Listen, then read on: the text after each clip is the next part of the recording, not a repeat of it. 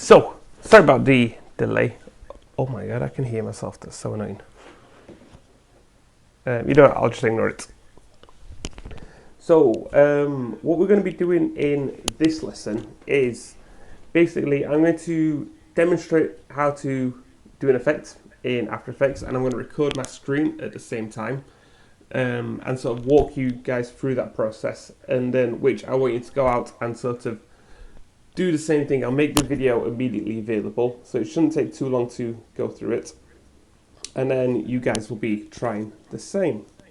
So I'm just going to click present now on this computer.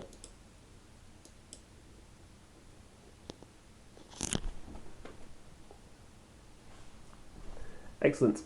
Hopefully now you should be able to see my screen, and as you can see, it's got After Effects in the background and a video. So this is a video I've just recorded and what we're going to do the effect with. So if I press play, give you a little demonstration of what that looks like. Okay, the frame rate is super low. It's super low. Maybe I should just give you an audio demonstration. So, audio demonstration. I walk over and look in front, and sort of stand there and look around, and I'm going to disappear. The idea is I'm going to walk through like a warp hole, and then my body's just going to disappear from the actual clip. And yeah, didn't anticipate the low frame rate. And then I'm going to make that sort of disappear. Like I said, I'm going to be recording it as I'm going. And the whole idea about with this task is you're going to have to record some footage yourself. So it's important. One of the criteria in the project, as I'll discuss with you guys last week, is one of the criteria is you need to actually record some of your own footage. So you need to actually record some of your own footage, and that's as a demonstration what I've done here. So quick tips and FYI, always record landscape, and just keep it easy. Record on your phone. If you've got a camera or anything, that's cool. But just record on whatever sort of is the best phone you can get access to. If you don't have a decent camera phone, then try and borrow one off your family. And yes, landscape, decent camera phone. And with this, you always want to start with a blank shot. So whenever you're recording an effect, it's usually always helpful to have sort of a blank shot, because you can use this to create your masks for your scene, which I will demonstrate as well as I'm going. And I think that's about the gist. When it comes to recording the actual project at college, again, if you don't have access to a camera, then we do have some cameras you can borrow, so you can use one of those as a camera phone. And I think that's about it. I just realised that this right here is my microphone, and if I've not got it in my ears, I don't know how it's going to be picking up audio. So I think that's about it. I'm going to go through and demonstrate how to create this effect. Like I said, I'm recording it as well at the moment, and then I'll put that up so you guys can have a look at it too and try and recreate it. In terms of me filming this, I got someone to sort of hold the camera for me, and that's how I sort of created this. So you could do this if you've got like someone in your house, who's happy to sort of hold the camera for you and sort of record you doing a little bit, or if you don't necessarily want to be on camera, because obviously I understand sometimes some students don't want themselves to be on camera. I could have equally done this effect the exact same with like a cat or a dog just sort of walking across. As long as you've got a static shot of a cat or a dog walking across, it doesn't even have to be a pet. If you've got, I don't know, you could have done the same thing with like a skateboard just sort of going across. As long as you've got an element of, and that has the motion of sort of going across, something we can make disappear, like into a warp hole, then it'll be cool. It should hopefully work. Alright, so I'm going to start demonstrating and show you how to create this effect. Then, like I say, I'll upload it, the video, and at which point either you can start it now if like after I've done this, or you could do it at some point this week, but I want you to record some footage yourself and give the effect a try. So I'll try and explain everything as I'm going. So let me close that, and I'm just going to import my video now into After Effects. So I'm not going to worry about setting up composition settings. I'm just going to drag it in and use the pre-default ones. Now, as I sort of scrub through the first few seconds, there's not too much going on, so I can actually start at about 2 seconds. And the camera's relatively steady. The more steady it is, the better.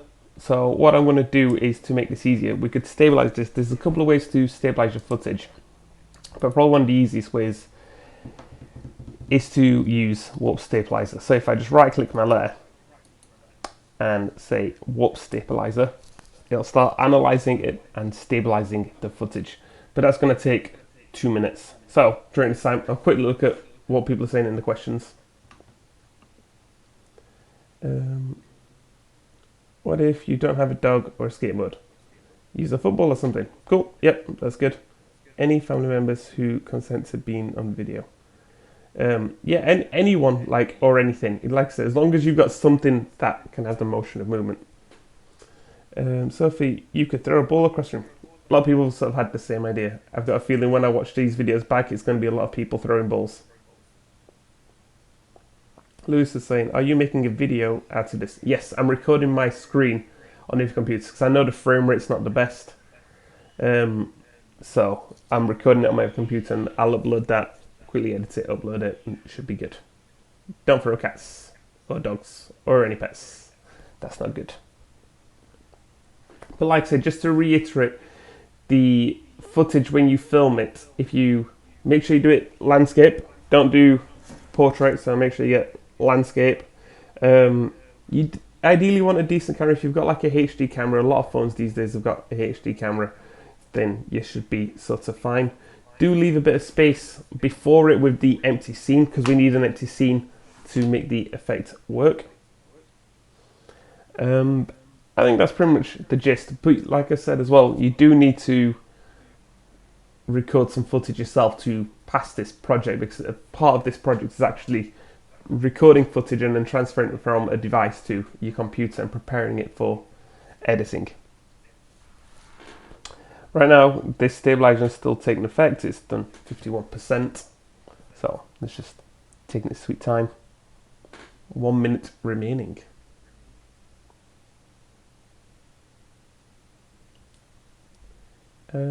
Everything shouldn't be quiet. Lewis, can people hear me? Am I just talking for nothing?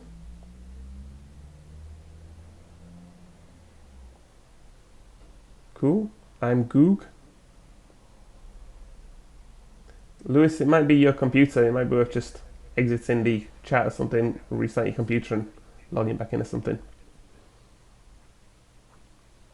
78%. Ooh, you know what I should have done during this time? I'll get Photoshop open.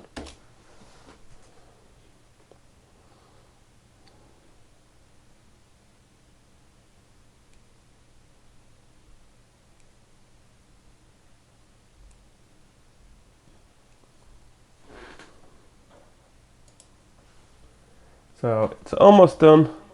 Frame is done 89%. We're getting there. I might edit this part out of the video.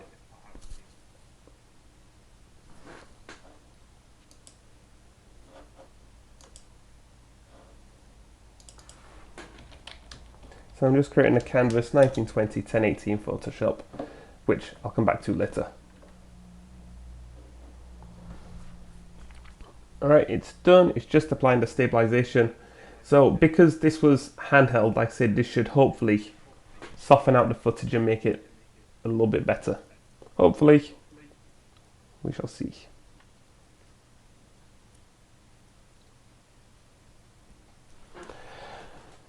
Excellent. So now, it's not that much shorter, but what are you going to do? So I'm going to take my layer. I'm going to duplicate it by pressing Ctrl D, and I'm just going to grab both of them and shorten them by about sort of 2 seconds and start it a bit early, because the first bit of my footage, nothing was really happening. In fact, I could probably shorten it to about first 5 seconds. So I've got 2 clips. One plays the head, and so if I stick my head through where the imaginary warp hole would be, and I go through and I should disappear. So the key part of this effect, which I'm going to just rename my layers to master layer, or original, and this is going to be right mask. So to rename your layers, you just press enter. So I'm going to go to the point where my head cuts through, and what I want to do is sort of have it look like my head's going through sort of a warp portal of some kind.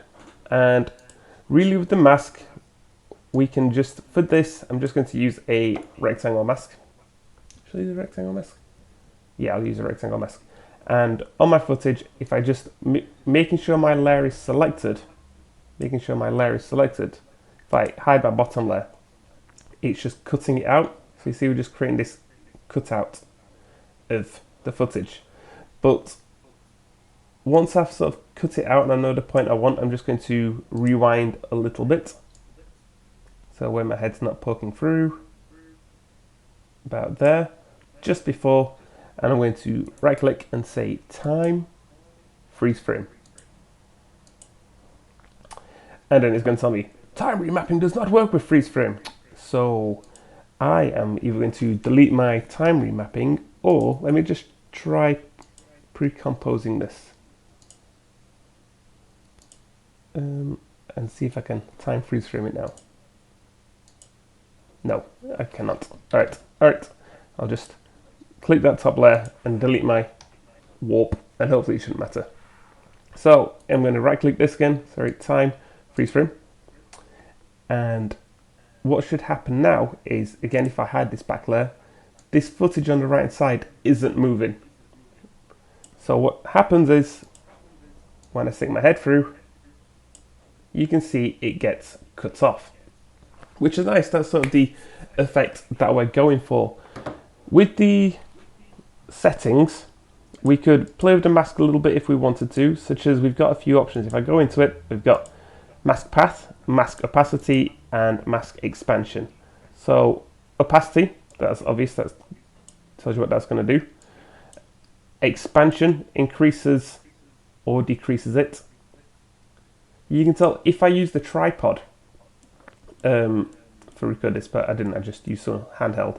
It's not quite matching up, so it's not quite perfect, which is a bit annoying. I could sort of grab this layer and move it up and sort of put it in the right place, but I'd have to sort of go through layer by layer and positional keyframe it. So it's not really worth me doing that. I'm not going to worry too much about that.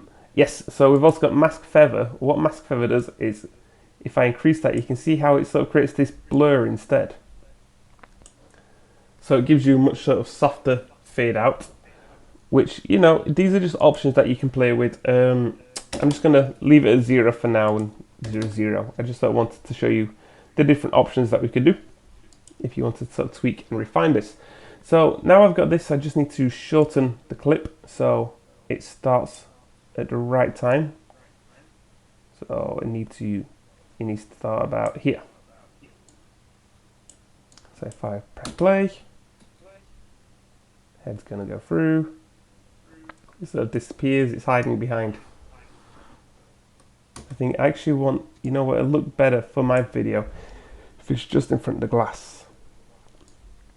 So I'm just going to cut it back a bit there. And we can already start to see how, you know, we're using different layers to create the effect.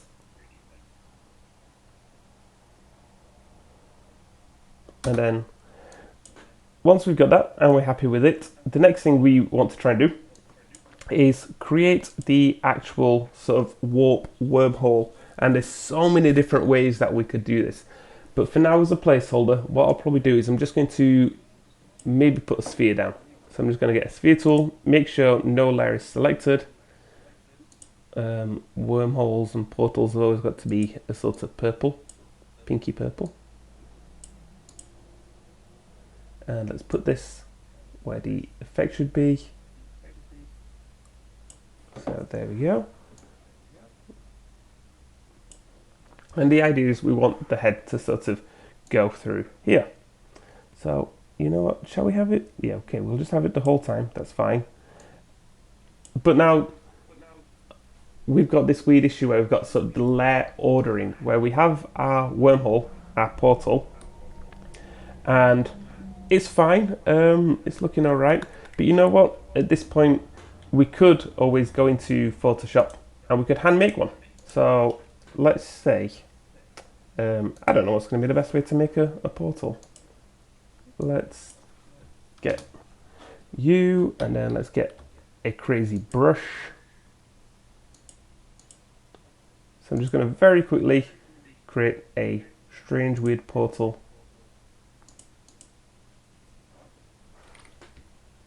And I don't know how well this is going to turn out. I should have done some practice tests.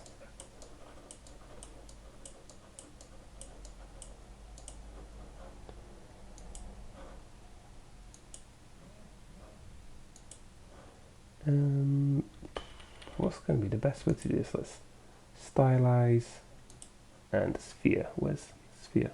Distort. Oh no, it's not sphere, we want twirl.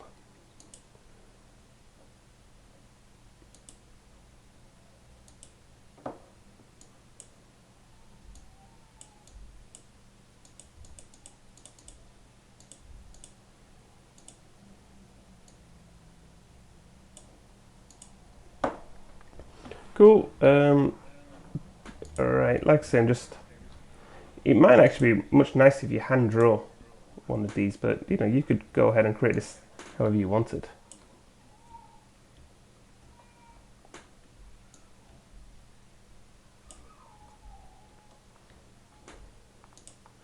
And I'm just going to select this as well.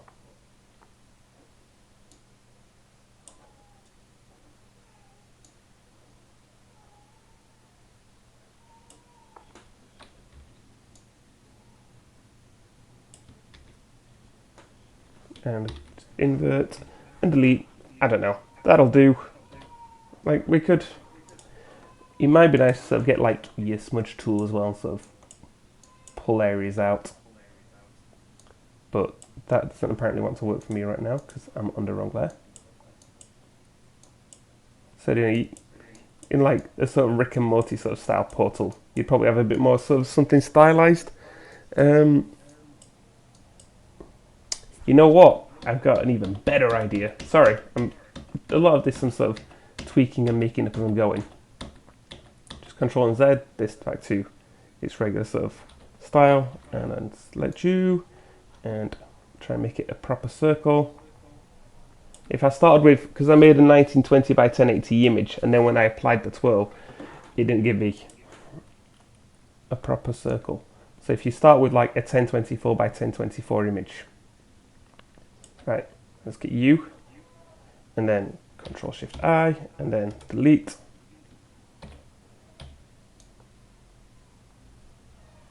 And then that'll do, because I don't want to spend ages, making the portal. You guys can spend a bit more time sort of tweaking and making yours. So I'm just going to create this and save it as a PNG.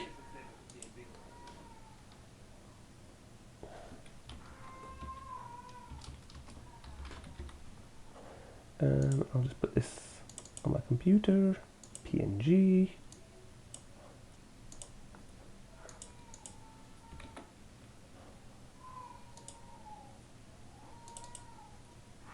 Which I'm going to import now.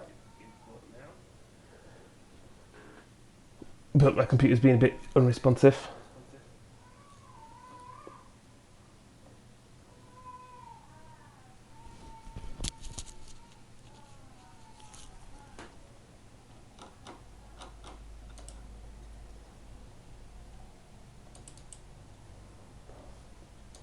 So if this portal, I can now put this portal in place, get rid of my terrible circle.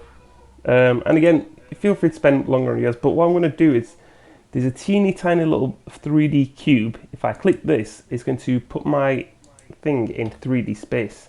So now when I rotate it on the Y, ooh, we can start to see this looking a bit funky.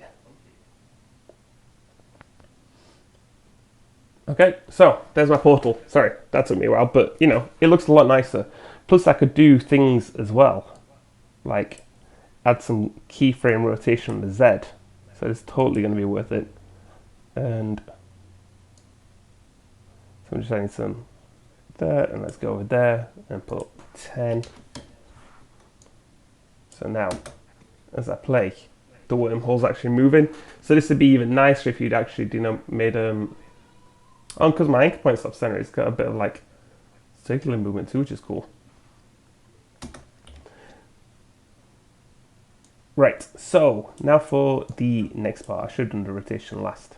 And let's actually just move you across a bit more, put you about here. So finally, the next key part is we want to start cutting around the body just to give it a bit more sort of depth. So I'm going to take my master and duplicate it with Control D and rename it and call it John Mask, because that's me, and I'm going to be masking it.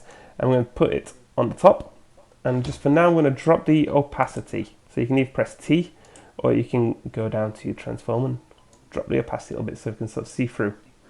Now to create a mask, we get a pen tool, make sure our layer is selected, and ultimately what we want to do is sort of give it a little bit of leeway. So I'm going to zoom in and I'll show you what I mean. So I'm just going to cut through and start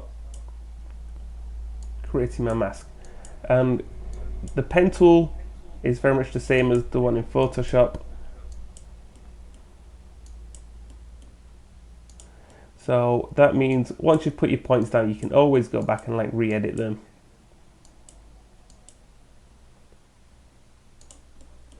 And with this, I really would recommend the less points, the better. Because once it comes to sort of tweaking and moving these. So remember, once you've edited them, you can always sort of put them back in.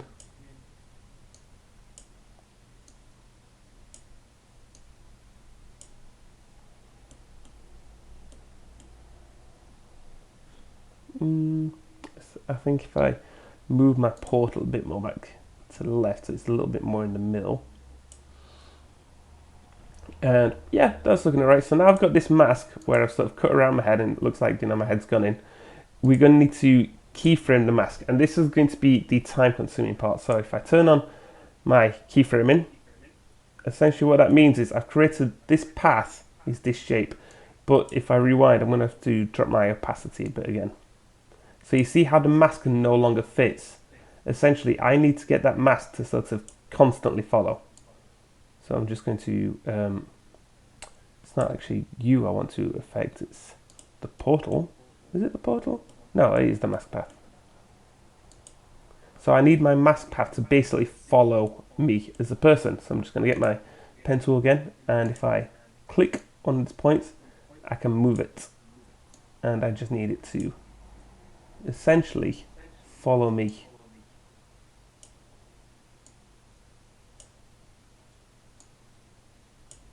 This would have been easier if my mask wasn't yellow. And you can always zoom in and go be as detailed as you want at this point. But what this will do is cut out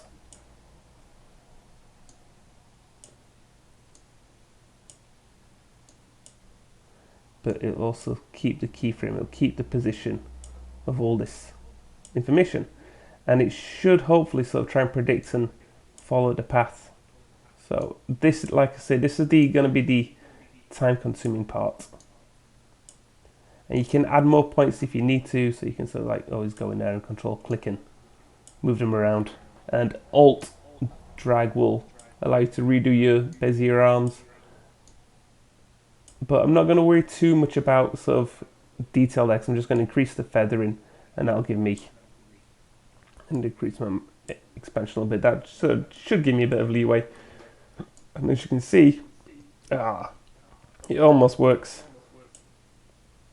So I'm going to have to do a whole bunch of points. I'm just going to have to keep going through and moving these. And this is the idea about like creating sort of dynamic masks. So masks that are going to move around your points and move around, and it's time consuming, it's a little bit tedious.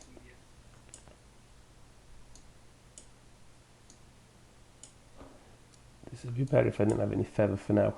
I can add the feather back in later.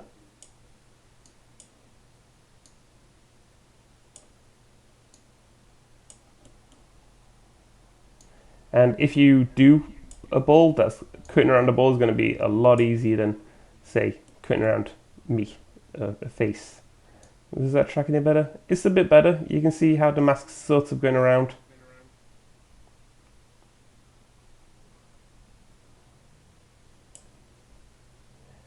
So just got to keep sort of going through, editing the masks so it wraps around my body.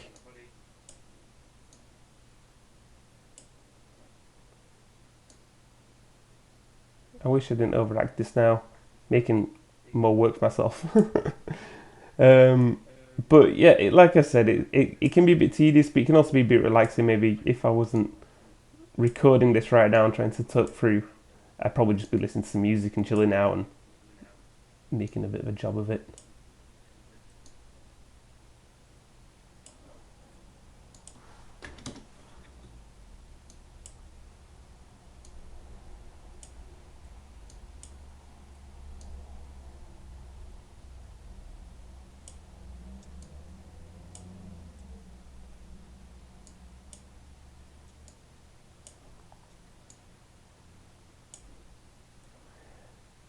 So we got the mask, it goes in, it cuts around and follows.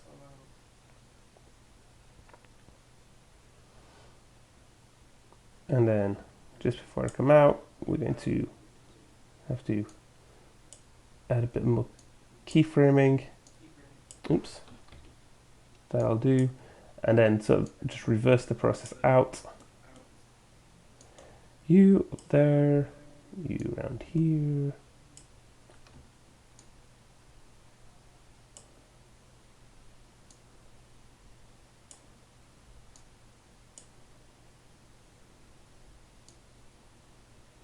One sec, let's just change this mask color to something that stands out a bit more.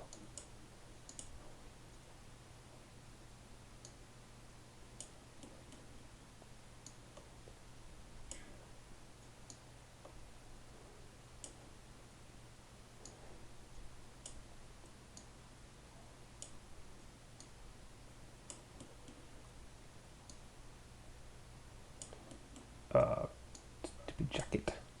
Cool, okay, I'm probably not going to go into too much more detail now because this is probably not the most entertaining to watch, and I might just continue this and then cut it and edit it together later for a bit more footage. But we should get the gist. So if I rewind, press play, I can shorten this mask down, so I only need this mask to start from here.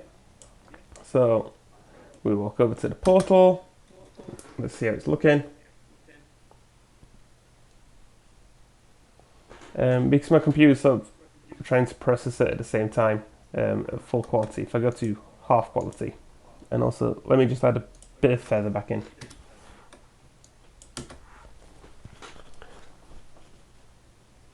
So walking over, see the portal. Head goes in, mask isn't the best, but you know what, we can fix it. Oh, we need the mask to end here. But like I say, I will go through and I'll improve this mask, but it's really just a case of every couple of frames or a bit you sort of want to go through and reposition and retarget your mask and move the points around. And that'll just create, like, you know, the keyframes to create the actual action. So when it wraps around, it shouldn't be too bad. But to make this easier as well, we can we could probably do like a couple of disguises as well. Mask around it a little bit. So what should we do? Let's try and mask it. Let's try and hide it a little bit. So if we take my portal, I'm going to duplicate it again and put it on the top layer. And I'm going to try my blending mode. So to turn on blending mode, there's this teeny tiny little button here in the middle. And let's sort of see what we could do. Let's try an overlay. Overlay now looks quite nice. Might quite hide a little bit.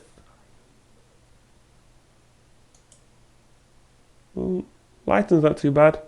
Light there, okay. Lighting should do it.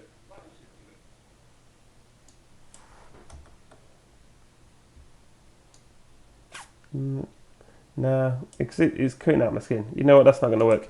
Instead, let's try a particle effect to cover it, or maybe we'll add some sort of like light or glow that'll cast over. Yeah, let's try that. Okay, so I'm going to create a new layer. So I'm going to go layer, new, solid. And it doesn't really matter so what color we set this to, because we can change it in the effect later on. And let's try and add a particle system to it by going effect, simulation, and let's go, what should we do, particle systems 2 or prime systems 2? Let's try that one. And what particles are, essentially it's just a spawning of lots of like funky little dots, but we're going to use this to hide it maybe and mask it a little bit. So I'm going to put my particles sort of in the spawn point, and then I'm going to use my settings up here. So we've got like producer, so I can add more white height to it because, you know, it's wide. Physics, at the moment these are sort of going down. I don't want them to go down. Let's add a bit of directional.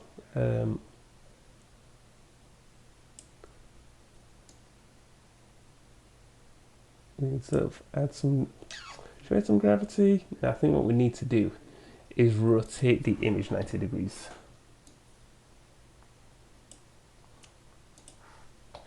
Just to get rid of gravity, and let's put this back at its start point. Oops. Where's the layer at? So I'm just stretching my layer out a bit, doing a very naughty thing there by doing that. No, it's there, a bit of height.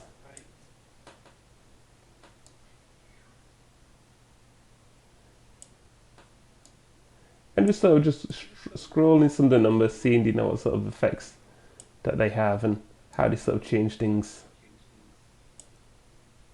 And let's change the particle. Instead of it being a line, stars are probably always quite fun. That is way too many stars. So let's decrease the birth rate a little bit to, yeah, 0.3 is probably fine.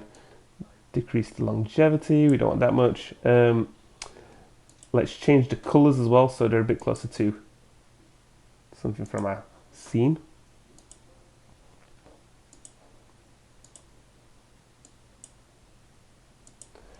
And let's decrease, so we'll have smaller depth size, but a bigger sort of start size. And yeah, sure, we can have a whole bunch of variation. And let's change how they blend. Screen's quite nice. Ooh, add's very nice. Nope, that's rubbish. Let's go for add. We're probably going to increase hue again a little bit. So this should sort of give off, hopefully it should sort of hide it a little bit. You know what, maybe if we decrease the size again. In fact, let's use faded spheres.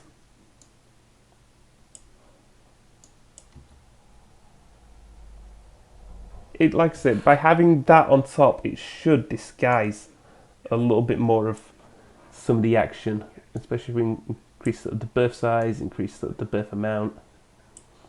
And let's change the blend to, should we do overlay or should we do, we can sort of have a mess about, see what some of those look like. Drop the opacity a touch. Cool. So there we go, we've got our portal. And we've got like a funky effect sort of coming out of it. It's quite interesting. Head goes in, so cut around it and see what's going on.